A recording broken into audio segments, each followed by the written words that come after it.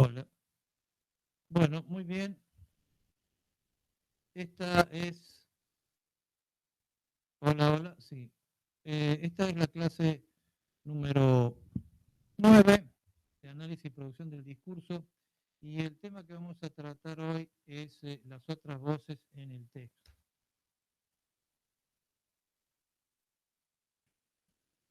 Eh, Básicamente lo que quiero decir es que todo texto tiene un enunciador y que, bueno, también tiene un autor. Recordemos que diferenciamos lo que es el autor del enunciador. Ahora, dentro del texto va a haber otras voces, pero esas voces es como una puesta en escena, como un juego entre el enunciador como tal, o sea, el yo, que puede estar disfrazado de tú, puede estar disfrazado de él, de alguna manera, o el irido, y otras voces que se toman de otro lugar y se incorporan al texto. Esto es típico del texto científico, del texto académico, pero nosotros habitualmente incorporamos otras voces en el texto. Nosotros si vamos caminando por la calle y pasamos frente a una casa y vemos en la vereda dos vecinas charlando, seguramente vamos a escuchar. Y entonces él le dijo que ya no la quería y que se iba a ir a la casa, entonces ella le tomó los chicos y se fue a vivir a la casa del mar. Y él la llamó y le dijo que volviera porque si no podía vivir sin ella. Bueno, ese tipo de charla de vecinos eh, ya la vecina incorpora. Y entonces yo le dije, y ella me dijo, y me contestó, y yo le contesté, ¿no? O sea, ese tipo de frases típicas de cualquier conversación ya incorporan otras voces.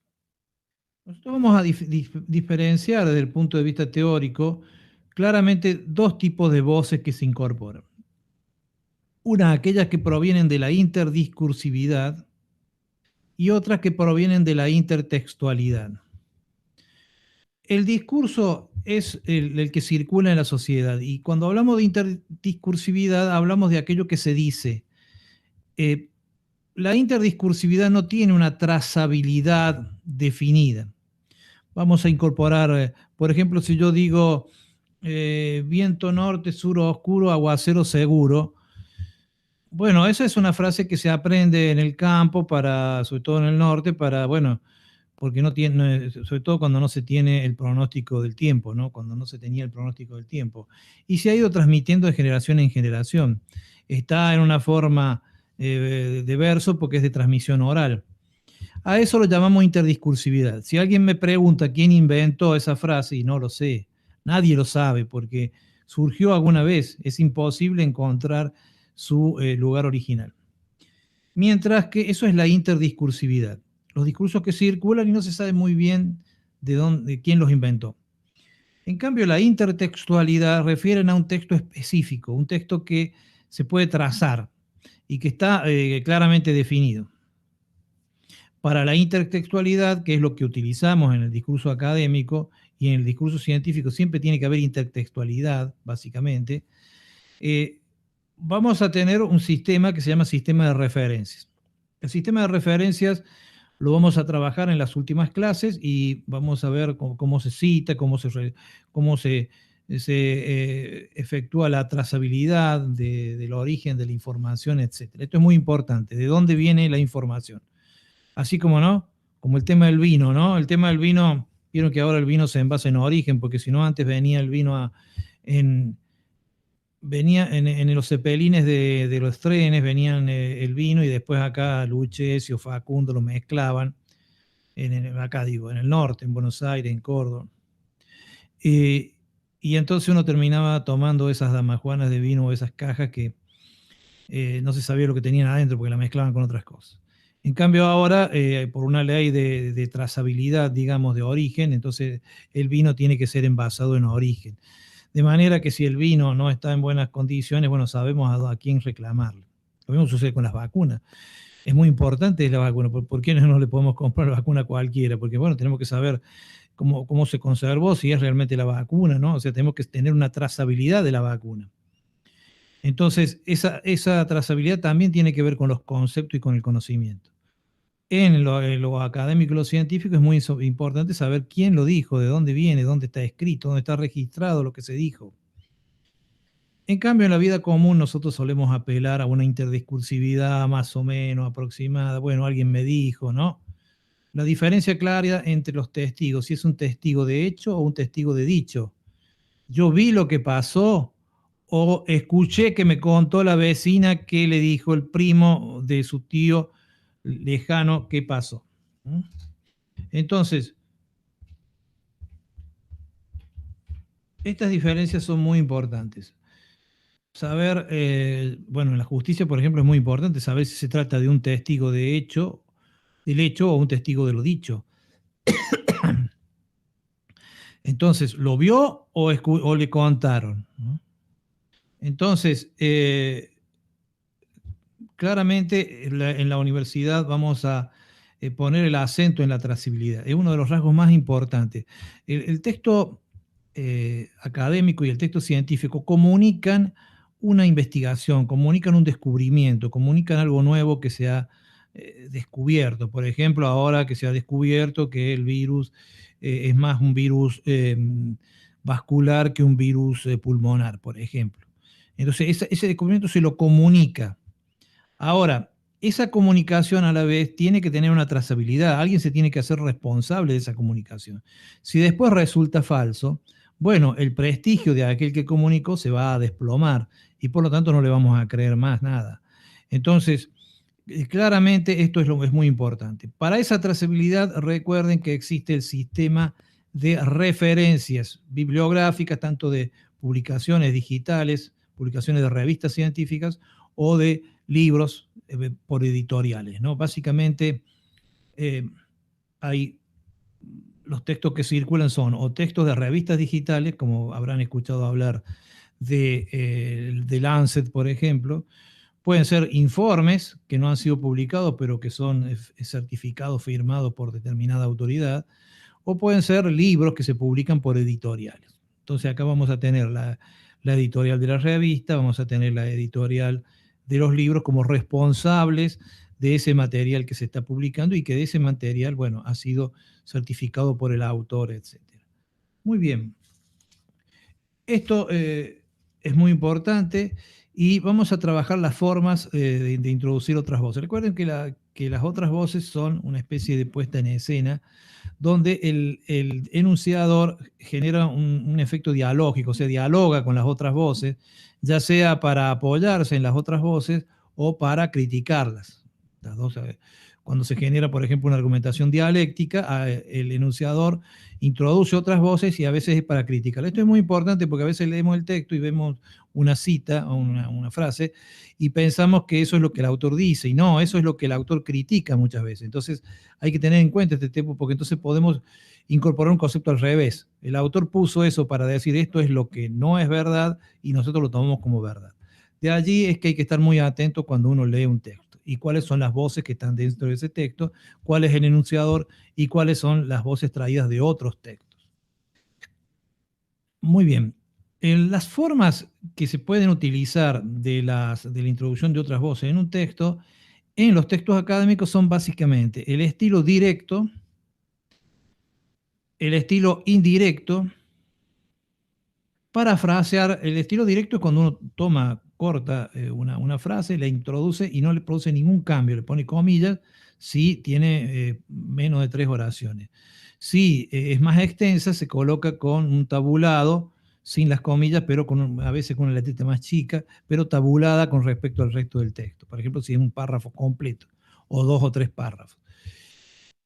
Generalmente se considera que un texto no tiene que tener más del 10% de otras voces, ¿no? O sea, porque si no ya se consideraría un plagio. Muy bien. Y estas voces tienen que estar referenciadas. O sea, si uno toma un texto no puede decir que es propio, sino que tiene que decir de dónde lo saca. Las otras formas, aparte del estilo, el indirecto, en cambio, introduce el relativo que y produce un cambio en los verbos, ¿no? Se pasa a la tercera persona. Dijo que. Y los verbos pasan del presente al pasado, por ejemplo. O sea, se modifican el tiempo verbal. Y también el modo verbal. En cambio, también hay otras formas de introducir otras voces. Por ejemplo, la paráfrasis. La paráfrasis es cuando yo tomo la idea, no tomo la frase, sino tomo la idea y la escribo aproximadamente. O sea, escribo mi propia oración, pero respetando la idea. Eso se llama paráfrasis. También hay que citarla porque la idea, yo lo que tomé no es mía, sino que es de otro. Yo tomo esa idea y digo, bueno, como dice, siguiendo la idea de este autor, bueno, pero uso mis propias palabras para definir esa idea. Eso se llama paráfrasis. Otra forma que también tenemos es el homenaje. El homenaje es cuando son frases muy conocidas, o sea, que ya no hace falta referenciarlas porque se supone que todo el mundo las conoce. Por ejemplo, si yo digo, solo sé que no sé nada, se sabe que según Platón, esto fue una frase que dijo Sócrates, ¿no? Recuerden que Sócrates no escribió nada, por lo tanto no tenemos referencias acerca de lo que dijo. Pero eso entonces vendría a ser como un homenaje, en el sentido que es una frase que se sabe, por ejemplo, ¿no? O por ejemplo, si yo digo, como dice Hamlet, ¿no? Ser o no ser, esta es la cuestión, dormir o morir, etcétera, etcétera, todo un monólogo que él hace, bueno, que no tiene la calavera en la mano porque ese es otro monólogo, no hay que confundir esto. Pero bueno, claramente ese monólogo de Hamlet es conocido. Entonces uno no necesita decir, bueno, esto está en el acto tal de Hamlet, porque es un homenaje a una frase. Entonces, el homenaje generalmente es cuando se introduce alguna oración, pero sin referenciarla, pero que es conocida y por lo tanto queda claro que se trata de un homenaje. Y bueno, estas son las formas que nosotros vamos a poder usar en el registro académico. Hay dos formas que no podemos usar en un registro académico o profesional o científico, pero que sí se usan en literatura, incluso también en periodismo, que son la parodia y el discurso indirecto libre. El discurso indirecto libre no trabaja tanto con intertextualidad, sino más bien con interdiscurso. Y las voces que se introducen se mezclan con la narración. Por lo tanto, generan un efecto de, digamos, de complejidad del texto. Y al leerlo, bueno, digamos que ponen en juego determinadas habilidades cognitivas del lector, por lo tanto, el lector participa más en ese. O sea, digamos, un discurso indirecto libre, el autor lo arma, pero después uno lo tiene que desarmar. Y entonces en ese juego de desarmar hay una participación del lector. Requiere un lector más entrenado.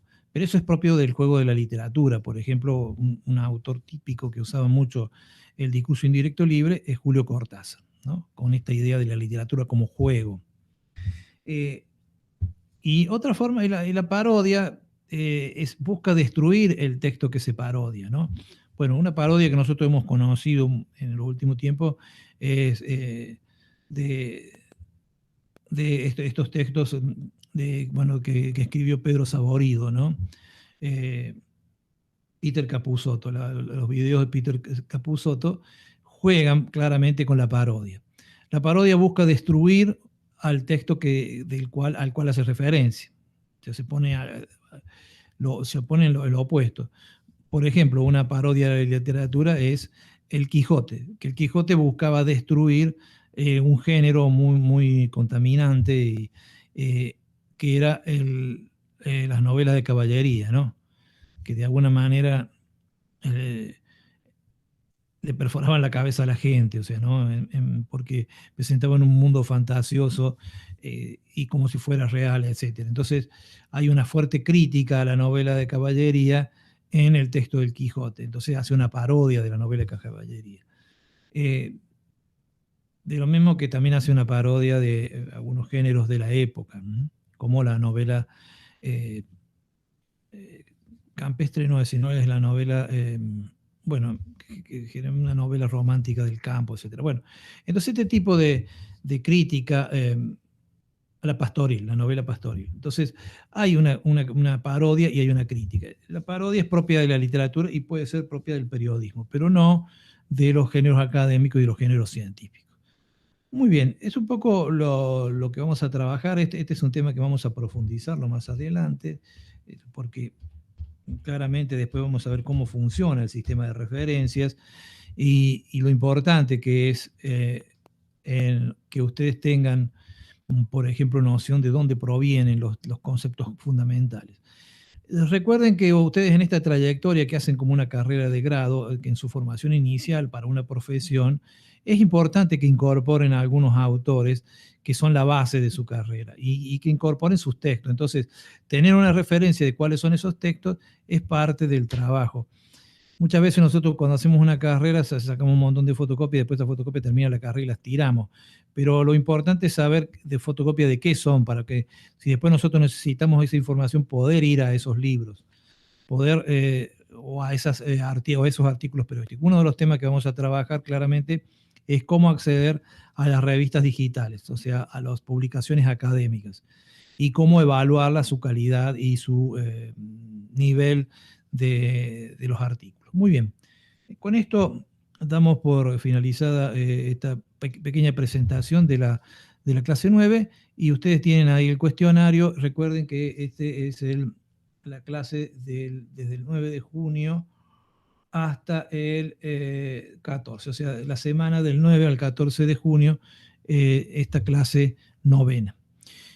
En este primer cuatrimestre nosotros vamos a tener 11 clases, nos quedan 2 clases más y luego viene el parcial. A partir del 30 de junio empiezan los parciales de acuerdo al día que a cada comisión. Y después, en el 23 de agosto, regresamos a las clases. La primera semana de septiembre vamos a devolver las notas de los parciales y allí ya vamos a hablar del recuperatorio para aquellos que por alguna razón de fuerza mayor no hayan podido participar del parcial o para aquellos que hayan sido desaprobados. Muy bien, tenemos 11 clases primer cuatrimestre y 11 clases el segundo cuatrimestre. Después, en noviembre, habrá una clase recuperatorio para aquellos que no pudieron cursar las primeras de abril, ¿no? Así para poder completar el 80%. Esto es todo por hoy y seguimos en contacto. Muy bien.